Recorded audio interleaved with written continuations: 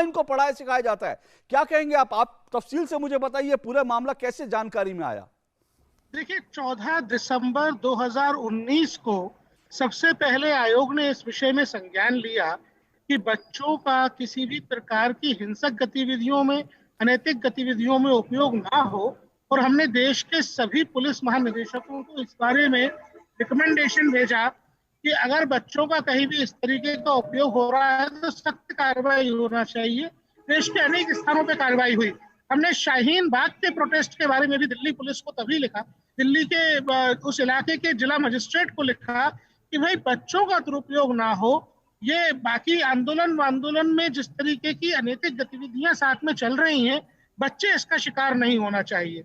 हमारे पास इस साल सितंबर माह में एक कंप्लेंट आई जिसमें हमको पता चला कि बच्चों का इस प्रकार का दुरुपयोग इन 2 चिल्ड्रन होम्स के बच्चों को ले जाकर किया गया है। साथ ही साथ यहाँ पर रहने की कंडीशंस बच्चों की बड़ी खराब है।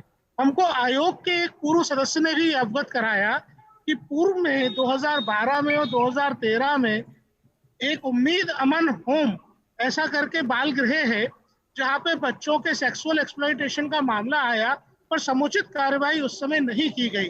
तब मैंने जाकर इन दोनों चिल्ड्रन होम्स का इंस्पेक्शन किया और इंस्पेक्शन में हमारे सामने बहुत ही चौंकाने वाले तथ्य सामने आए।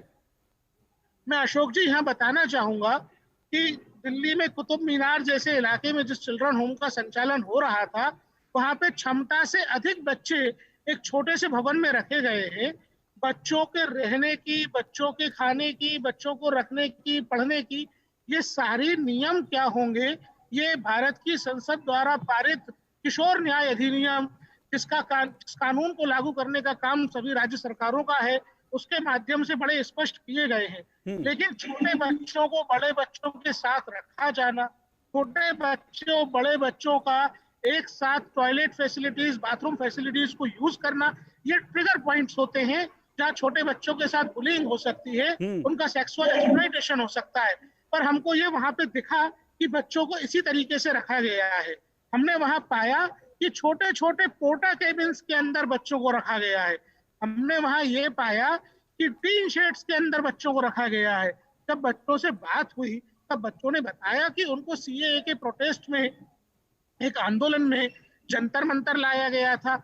एक बहुत ही चौंकाने वाली बात एक 16-17 साल के बच्चे ने कही, जिससे हम लोग भयभीत हुए कि बच्चों के दिमाग में किस तरीके का जहर घोलने का काम किया जा रहा है। जब बच्चे ने बोला कि मोदी जी तो केवल हिंदुओं के प्रधानमंत्री हैं और पाकिस्तान को बुरा भला कहते हैं, पाकिस्तान तो दोस्त है, क्या एक ऐसा मुल्क हमारा दोस्त हो सकता है जिसके जो रोज हमारे सैनिकों को मार रहा हो, जो रोज हमारे यहाँ घुसपैठ कर रहा हो? किस तरह की मानसिकता हम इन बच्चों की बना रहे हैं, कैसा जहर हम इन चिल्ड्रन होम्स में बच्चों के मन में घोल रहे हैं? इसको लेकर आयोग ने फिर एक विस्तृत इंक्वायरी की, जिसमें जैसा कि अभी आप बता रहे थे, हमको इस्लामिक रिलीफ वर्ल्ड वाइड से पैसा आता हुआ मिला।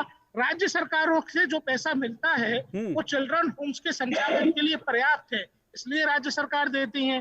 पर सरकारों से छिपकर, जी हाँ, सरकारों से छिपकर दूसरी एनजीओ के नाम पे कनाडा से पैसा लिया जा रहा है, नीदरलैंड से जिस एनजीओ में पैसा आ रहा है वो पैसा लिया जा रहा है। और हद तो तब है जब ऐसे इस्लामिक रिलीफ वर्ल्ड वाइड से पैसा यहाँ पे लिया गया, जिसको बांग्लादेश तक ने बैन कर रखा है, जिसको सऊदी अरब ने बैन कर रखा है। हमारे आसपास के मुल्क जिन संस्थाओं को बैन करके रखते हैं, उनको बच्चों से किस प्रकार का वास्ता हो सकता है, ये यहाँ पे जांच का और सोचने का विषय है। इसलिए आयोग ने दिल्ली सरकार को ये रिकमेंडेशंस दी है कि यहाँ से बच्चों को तुरंत किसी ऐसी जगह पे शिफ्ट किया जाए जो बच्चों के रहने के लिए अनुकूल हो। ये जगह बच्चों के रहने के लिए बिल्कुल माकूल नहीं है। प्रियांक जी आपने बड़े खुलासे किए, बहुत बड़ी बात आप कर रहे हैं। और जाहिर सी बात है, अगर फंडिंग इनकी इन जो ये जो चिल्ड्रन होम हैं, इनकी फंडिंग अगर प्रतिबंधित जो इस्लामी संगठन जो आतंक फैलाने के लिए जाने जाते हैं, अगर ऐसे सोर्सेस से फंडिंग होगी तो जाहिर सी बात है बच्चों को यही पढ़ाया जाएगा कि पाकिस्तान तो बहुत अच्छा मुल्क है, लेकिन हिंदुस्तान जो है पाकिस्तान से दोस्ती नहीं करना चाहता, और उनको यही पढ़ाया जाएगा कि दरअसल मोदी जी हैं वो मुसलमानों के विरोधी हैं, और उनको यही पढ़ाया जाएगा कि नागरिकता संशोधन कानून के खिलाफ वो गृह मंत्री और प्रधानमंत्री की जान ले लें। लेकिन मैं आपसे, इससे पहले कि मैं आगे बढ़ूं, मैं आपसे जानना चाह रहा हूं, क्योंकि आपने जब जांच की थी, ये जो दो आप बता रहे हैं उम्मीद अमन घर और खुशी रेनबो होम, इनके जो डायरेक्टर हैं वो हर्ष मंदार साहब हैं, क्योंकि हर्ष मंदार साहब इनकार करते हैं। और मैं अपने दर्शकों को एक बार यह भी बता दूं, मैं इससे पहले प्रियांक जी जवाब दे, मैं ये भी बता दूं, मैंने हर्ष मंदार साहब से संपर्क किया था, मैंने हर्ष मंदार साहब से कहा था कि उनके ऊपर ये गंभीर आरोप लग रहे हैं तो वो आए और डीडी न्यूज के 2 टूक कार्यक्रम में अपना पक्ष रखें, और अगर कुछ गलत है इस आरोपों में, उनको कोई शक है तो अपनी बात रखें। लेकिन हर्ष मंदार साहब ने कहा कि नहीं, वो नहीं आएंगे इस कार्यक्रम में। हमने उनसे यह भी रिक्वेस्ट किया कि वो चाहें तो अपने किसी प्रतिनिधि को इस कार्यक्रम में भेज दें, लेकिन उन्होंने अपने किसी प्रतिनिधि को भी नहीं भेजा और उन्होंने फोन उठाने हमारे बंद कर दिए। तो इससे समझा जा सकता है कि आरोपों में कितना दम है। लेकिन बहुत संक्षेप में मैं प्रियांक जी जानना चाहूंगा, क्या हर्ष मंदार साहब इसके निदेशक हैं? देखिए अशोक जी, मैं आपको बहुत संक्षेप में ये बात बताऊंगा। एक बहुत पुरानी कहावत है भारत की, झूठ के पैर नहीं होते।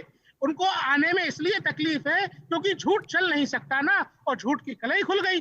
उन्होंने 1 अक्टूबर को आरोप लगाया आयोग के ऊपर कि हम उनको परेशान करने के लिए इंस्पेक्शन कर रहे हैं और उनका इन चिल्ड्रन होम से वास्ता नहीं है। जब हमने कागज मांगे, कागज उन्होंने दिखाए, उस कागज में ये लिखा हुआ है कि वो इस संस्था के डायरेक्टर हैं। अब एक डायरेक्टर का उस संस्था से चलने वाले चिल्ड्रन होम से वास्ता कैसे नहीं हो सकता? किस कानून की बात वो कर रहे हैं? एक ज़हीन आदमी, एक समझदार आदमी से ऐसी बात की तो कम से कम अपेक्षा नहीं होती, वो झूठ बोलते हैं। ठीक है प्रियांक जी, मैं